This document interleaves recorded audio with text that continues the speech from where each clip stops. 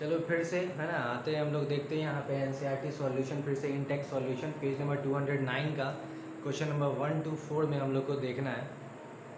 ठीक है, 1 to 5 total 5 question, यहाँ पे पाँचों क्वेश्चन का सॉल्यूशन देखना है और इसमें मेथड भी बताया जाएगा। साथ ही साथ आप लोग का जो भी टॉपिक्स है वो पीछे इस इंटेक्स क्वेश्चन के पीछे उसको भी रिकवर किया जाएगा, आपका रिविज़न हो जाएगा।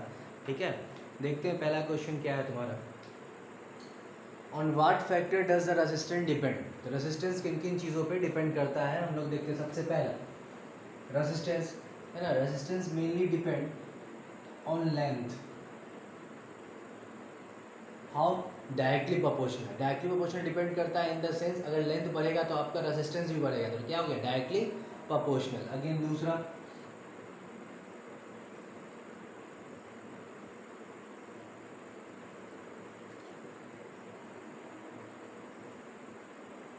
क्रॉस सेक्शनल एरिया है ना, तो आपको यहाँ पे सिर्फ बताया जा रहा है किन किन बातों पे वो सिर्फ डिपेंड करता है। हम आपको वहाँ पे ये बता रहे हैं है ना, here I am telling you that how it depend upon the physical features और physical quantity, on which physical quantity and how it is depend.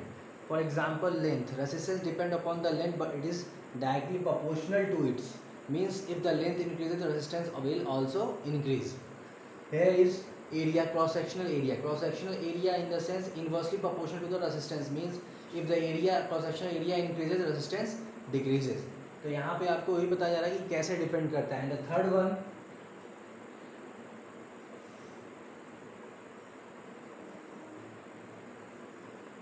nature or material, we can say that material of conductor। ठीक है, material आपका जैसा material हम इस्तेमाल करेंगे, जैसा material इस्तेमाल करेंगे वैसे ही आपका क्या होगा रेजिस्टेंस भी होगा। ये अच्छा मटेरियल है तो रेजिस्टेंस क्या होगा ज़्यादा अच्छा होगा, यानी कंडक्टर जितना रेजिस्टेंस अच्छा होगा उतना ही, जिसको हम रो कहते हैं, रो का मतलब रेसिस्टिविटी होता है, रेसिस्टिविटी जितना ज़्यादा है रेजिस्टेंस भी उतना ज़्यादा होगा।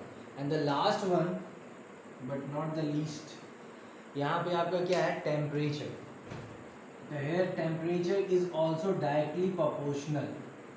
ठीक है, तो ये चार क्वांटिटी है on which the resistance depend. Length, length of the conductor directly proportional, area cross sectional area which is inversely proportional to the resistance, and the third one is material of the conductor which is directly proportional to the resistance, and the last one is temperature. As the temperature increases the resistance also increases। ठीक है, तो again अब हम देखते हैं यहाँ पे second question हमारा क्या है, which current flow more easily through a thick wire और a thin wire of the same material.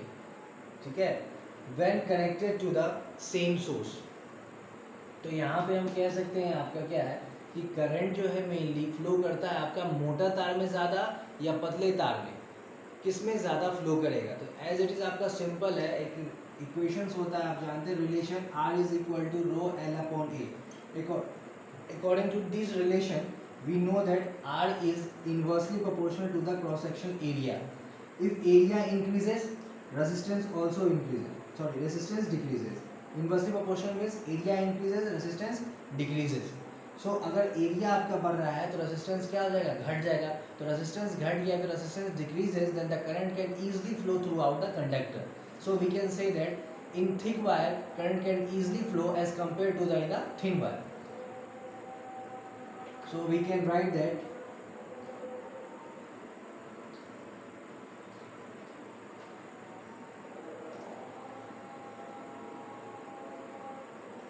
है ना, in thick wire current easily flow.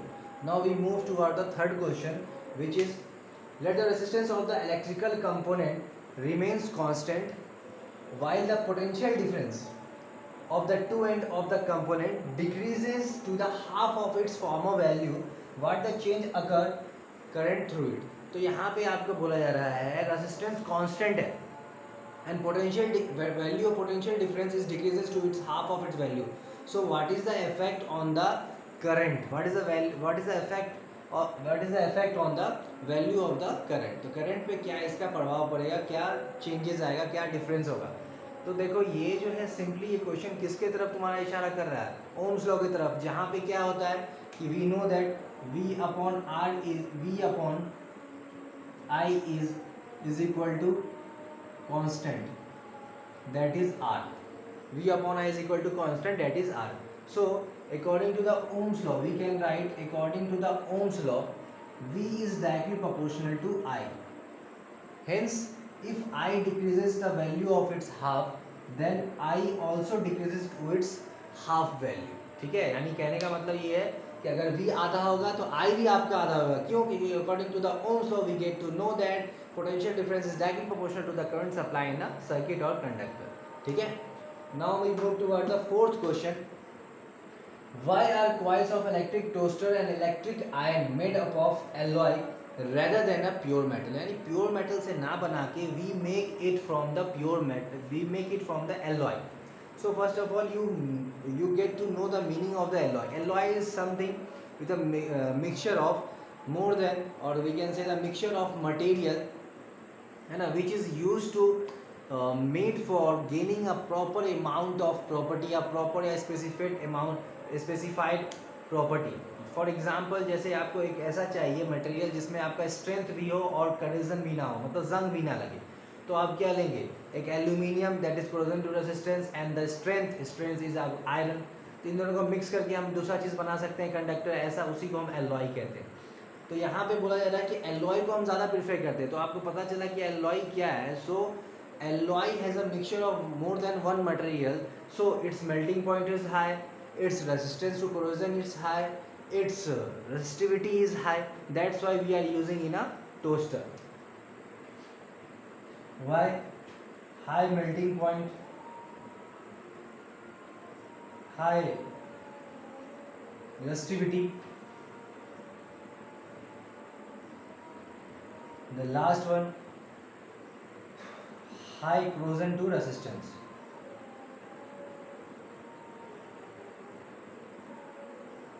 क्रोड भी नहीं हुआ जल्दी, ठीक है ना, आपका क्रोजन भी नहीं हुआ, क्रोड भी नहीं हुआ, हाई क्रोड रेजिस्टेंस हो गया आपका. तो यहाँ पे आपका fourth question. And the last one, use the data in the table 12.2. आपका 12.2 टेबल में देखना है आपको, जो आपके एनसीईआरटी बुक में, उसके अकॉर्डिंग आपको इन दोनों का आंसर देना है. पहला क्वेश्चन क्या है? विच अमॉन्ग द आयरन और मरकरी से, मरकरी में दोनों से अच्छा कंडक्टर कौन सा है? तो आप वहाँ पे टेबल देखेंगे, टेबल में आपका रेसिस्टिविटी दिया होगा. तो रेसिस्टिविटी जिसका ज़्यादा होगा वो कम अच्छा होगा, मतलब जिसका रेसिस्टिविटी कम है उसका क्या होगा? कंडक्टर ज़्यादा अच्छा होगा. क्यों? क्योंकि resistance, we get to know that the formula, from the formula R is equal to rho L upon A. तो R is directly proportional to the rho. So उस डायग्राम में टेबल में आपका रेसिस्टिविटी दिया हुआ और रेसिस्टेंस, रेसिस्टिविटी जिसका ज़्यादा होगा रेसिस्टेंस भी ज़्यादा होगा. So the conductor is not good. ठीक है. तो हम कह सकते हैं मरकरी का आपका रेसिस्टिविटी ज़्यादा होता है और आयरन का कम होता है. सो iron is better than mercury, है ना. So from the table, by seeing the resistivity of iron and mercury, we conclude that the iron is the good conductor according to the, compared with mercury. And the second part question says that which material is the best conductor. In that table you get to see that whose resistivity, which material has the least resistivity, that is silver.